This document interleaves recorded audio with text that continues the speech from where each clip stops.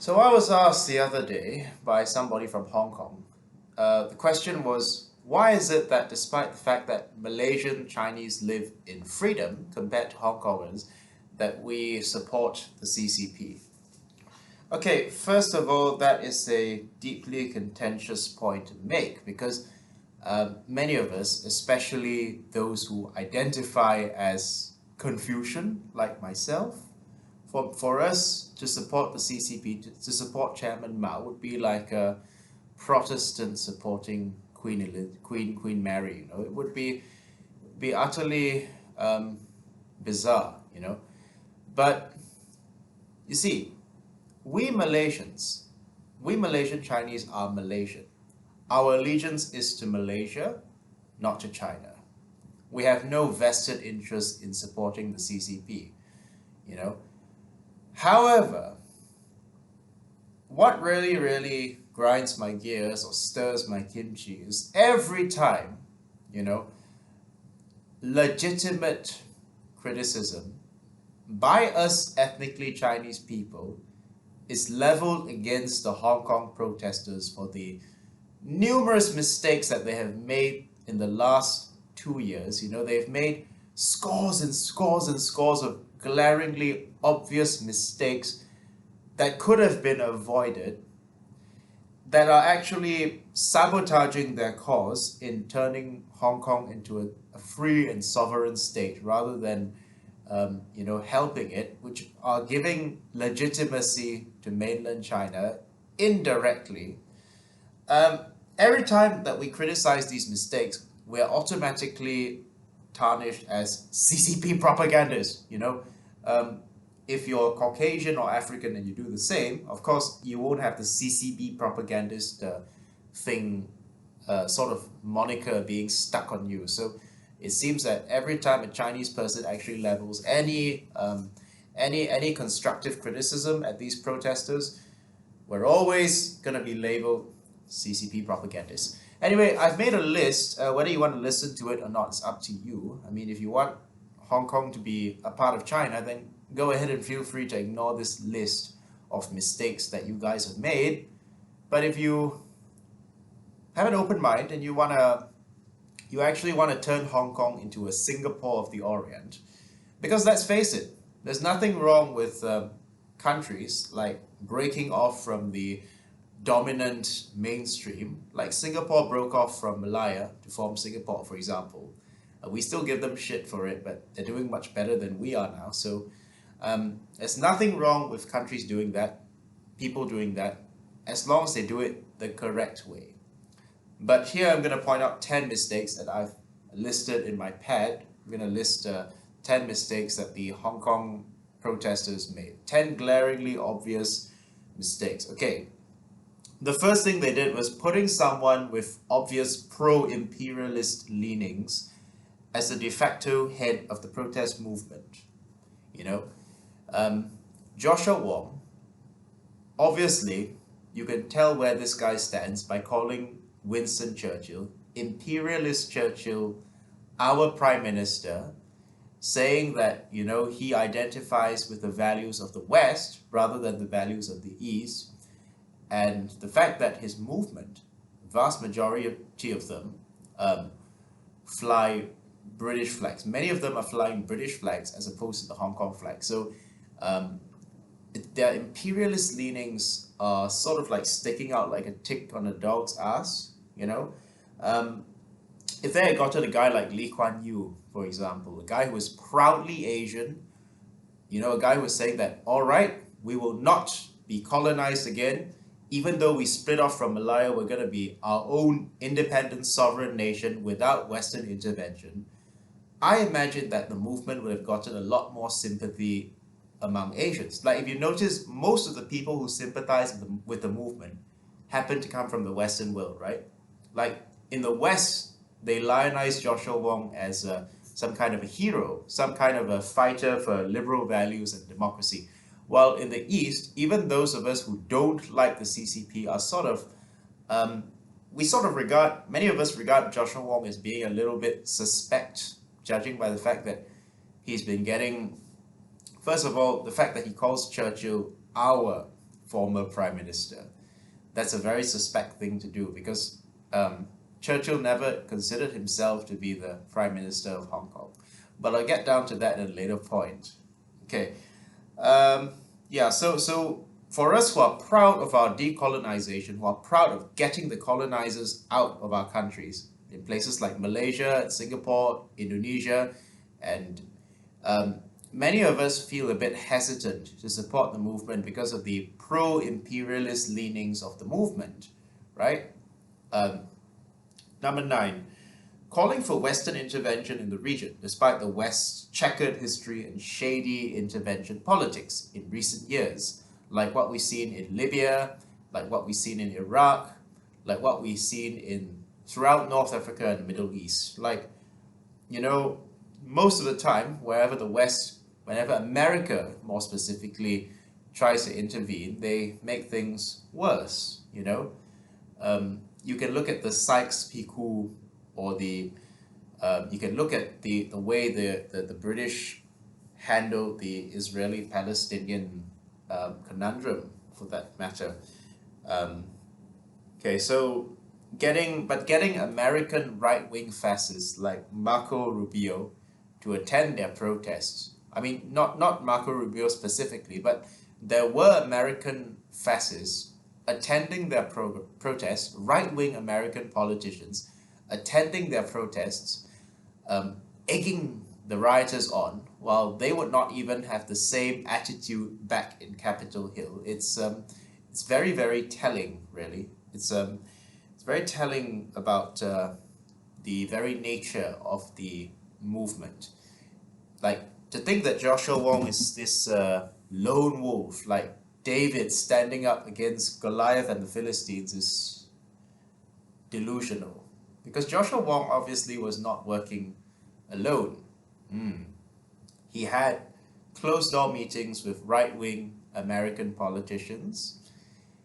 It would be like if David had worked together with the Israelites. No, David had worked together with the Philistines and in order to crush the Israelites. Yeah, that's more like, if that's what a David and Goliath story, if we're going to use David and Goliath to describe Joshua Wong.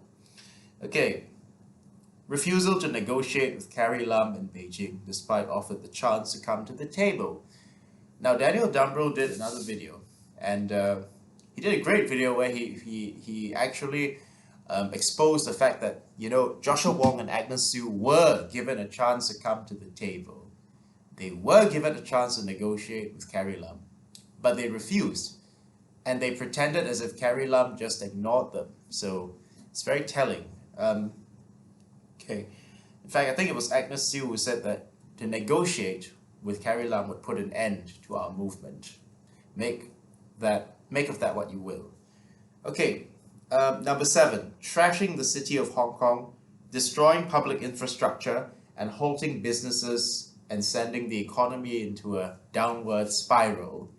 Yep.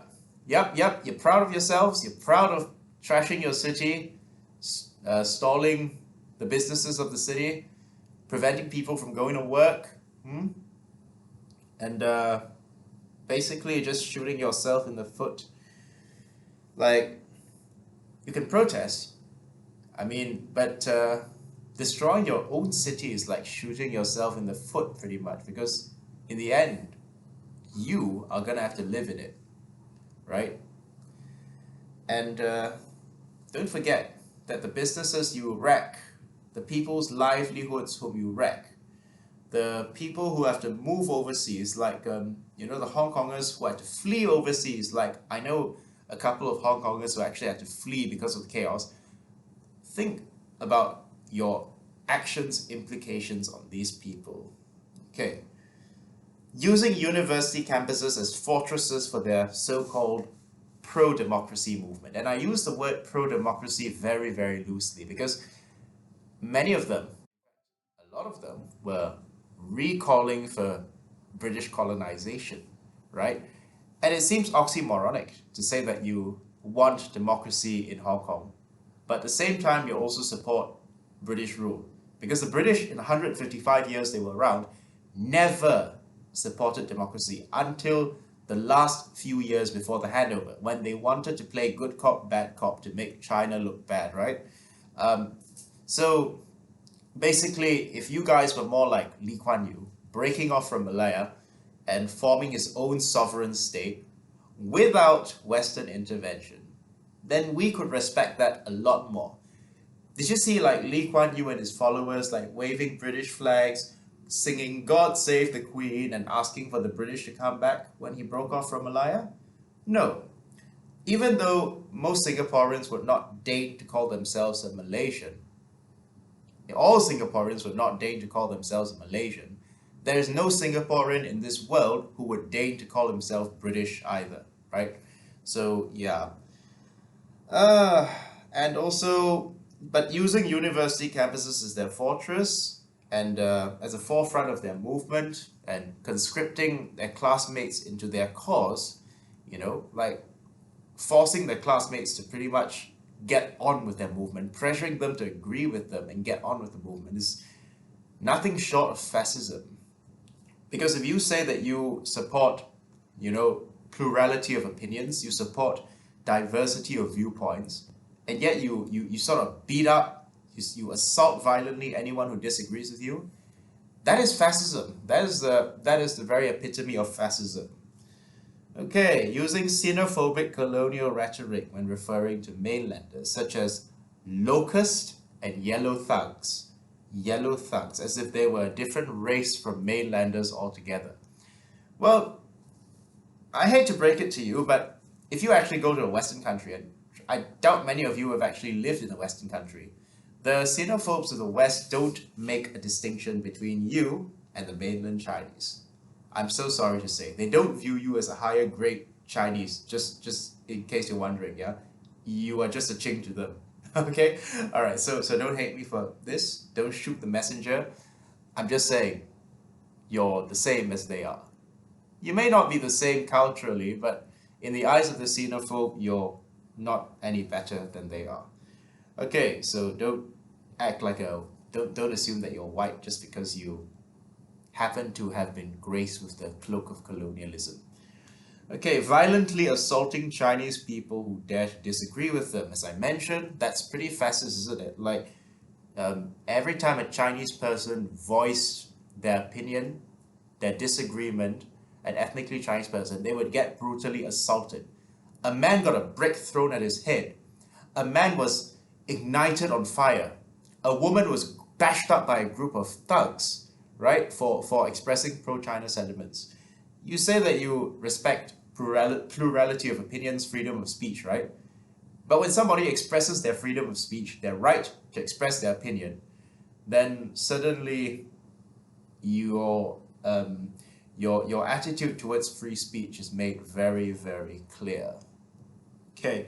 Also, the fact that when Westerners, when Caucasians, this is very telling, when Caucasian people express similar disagreements to those Chinese people, you did not harm a hair on them. You guys may shout back at them, but you did not actually raise your fist at them, which tells me that, there's a certain underlying sense of white racial superiority here that these people need to address. Okay, you guys need to resolve this, I think, before you proceed any further with your movement. Yeah, celebrating a violent and deranged terrorist who stabbed a police officer unprovoked, and even calling him a martyr, Martyr Leong. There are people sending flowers in tribute of Martyr Leong right now. There are people who even make posters, who even draw pictures, celebrating the exploits of Martyr Leong, while a police officer, an innocent man who did no harm to anyone, is now fighting for his life. He may even die, and you guys don't give less of a shit for this police officer than you do for the deranged terrorist. Not all of you, but some of you give more of a shit for the deranged terrorist. Like, personally, I don't give a shit about that worthless tampon's life. But I think that his parents, honestly, his parents do. I do feel sorry for his parents. You know, it must be so embarrassing for them. It's just, and they've lost the sole breadwinner of the family. So yeah. Um, but calling this guy a martyr and a hero is no way to make your protests look good in the eyes of sane and rational people in the world, right? It would be like, I don't know, the Palestinians calling Hamas a hero. You know, Hamas terrorists and Hamas heroes, but even the Palestinians have got more legitimacy for their own state than you guys do, because you know, at least the Palestinians, you guys are not the ones being forced out of Hong Kong, yeah?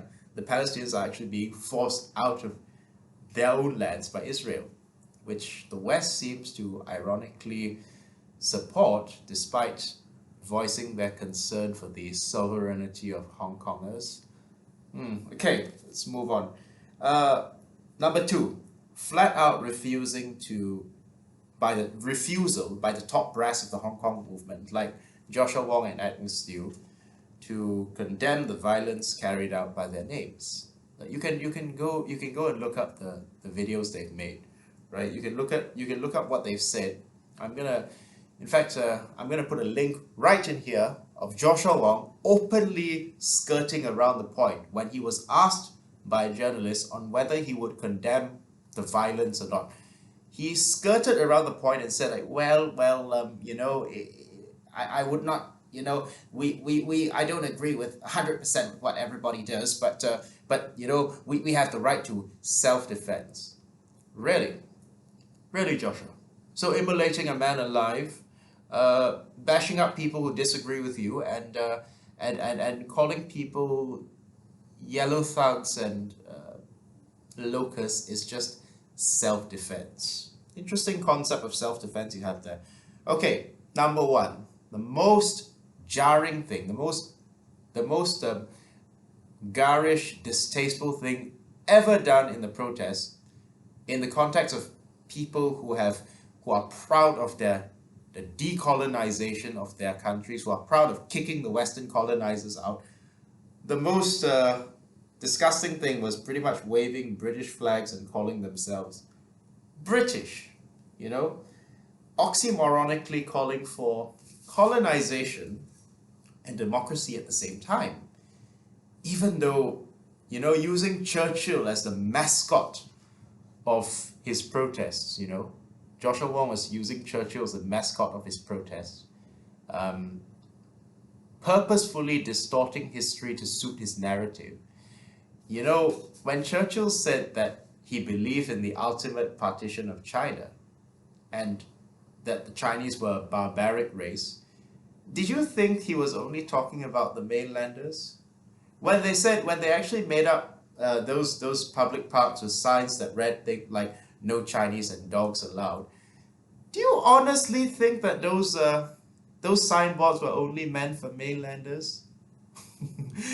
Yeah, yeah. Those as far as the xenophobes are concerned, you are not some higher grade race than the mainlanders. Churchill never supported democracy in Hong Kong, right? If he had, he would have implemented it while he was Prime Minister, right?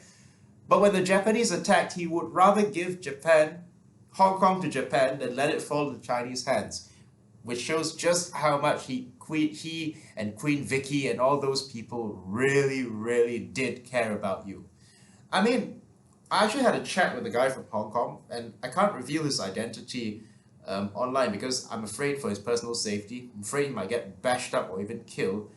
But he tells me that he doesn't even recall learning about the Opium Wars, about how Hong Kong actually came to be a British colony.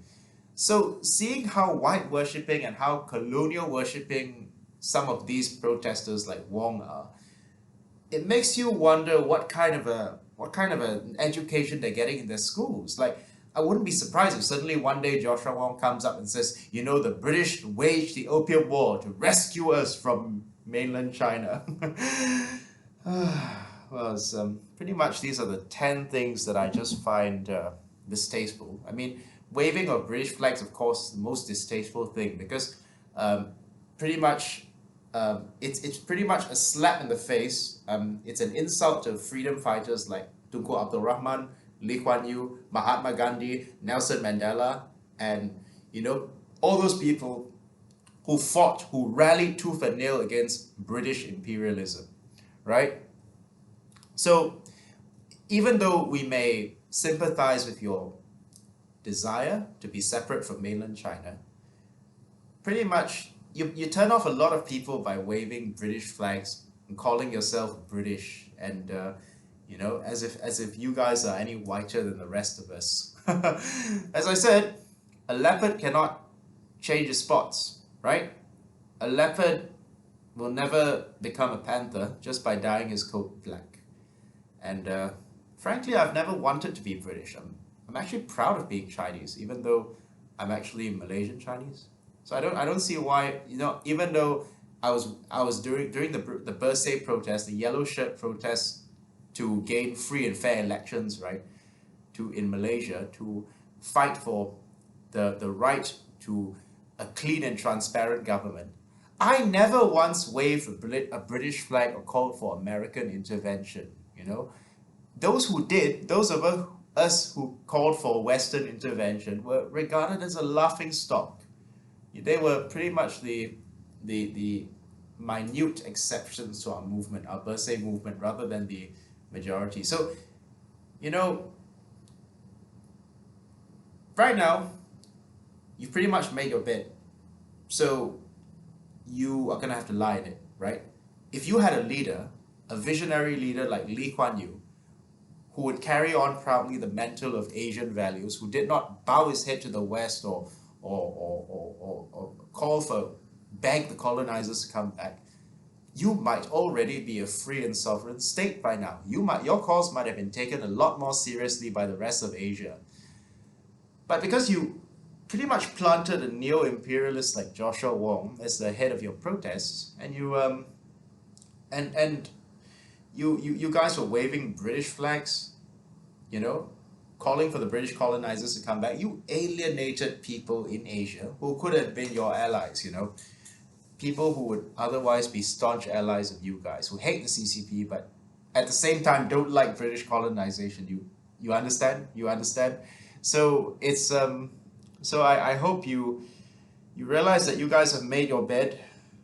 You're gonna have to lie in it. Well, there are two options for you guys. One, you attempt to live in a Western country. You leave Hong Kong, live in a Western country, because you can't have your kimchi and eat it. You can't live in Asia and say we want Western values. We want to be like a carbon copy of the West, right? This is Asia. Geographically, you're confused. You can't say that I want to turn my Asian country into a Western country. It doesn't work that way. The values of the West, not all of them, some of them definitely do not have a place in Asia. So to say that you want to turn Asia into a carbon copy of the West, or you want to continue British colonization in Asia, it's just a pipe dream. Though you may be loyal subjects of the British Empire, it's the era of colonization is over. Let me just put it out there, right? If you want to continue British colonization in Asia, you're on your own. Nobody else is going to support you, right? Even though they may hate the CCP. So that's one thing. Another option is you, instead of moving to a Western country, you can attempt to work together with the rational people in mainland China. There are rational people that you can actually work together with, get to know mainland Chinese as people, because I doubt many of you guys actually have any mainland Chinese friends, right? I doubt any of you have actually interacted. Many of you, I doubt, have interacted with a mainland Chinese person. Get to know mainland Chinese people, get to know that they're human beings just like you, and maybe you'll understand that you're not any whiter than they are, you're not any more European than they are, and work together with them to reform the government from within, right? So those are the only two options I can see, because you have pretty much you pretty much sabotaged yourself, you guys, and if you know, presidency has been a lot more reasonable than what I would have been, frankly. You know, he's offered you guys the one country, two systems thing. Accept it, accept it, because that's about as good as it gets. You know, that's one country, two systems is about as good as it gets. You're not, you know, I don't think it's some kind of a mortal form of oppression just to be called a part of China if things can remain the way they are, right? There's no shame in being Chinese, is there? So yeah. So yeah, if Beijing or Carrie Lam want to negotiate next time, don't even pass up that opportunity next time, you know. If you want to if you want a state of your own, you're gonna have to prove that you are worthy of governing that state. So calling for the British colonizers or calling for the white man to babysit you just shows that you don't have the moral gumption, you don't have the caliber to rule your own state, and you need somebody to hold your hand. That means you're not ready. Xi Jinping will just say, well, that shows that you're just not ready for home rule, right? So, so yeah, I hope this video doesn't get me any death threats, but I'm guessing, judging by the way that people are celebrating Martha Leong, that I'm guessing that I'm gonna have a fatwa put on my head pretty soon. So I better write my will just before I get my head cut off. Yeah. So yeah, but yeah, much love from Malaysia, and I hope you guys will take my constructive criticism into account, so that next time you don't end up shooting yourself in the foot.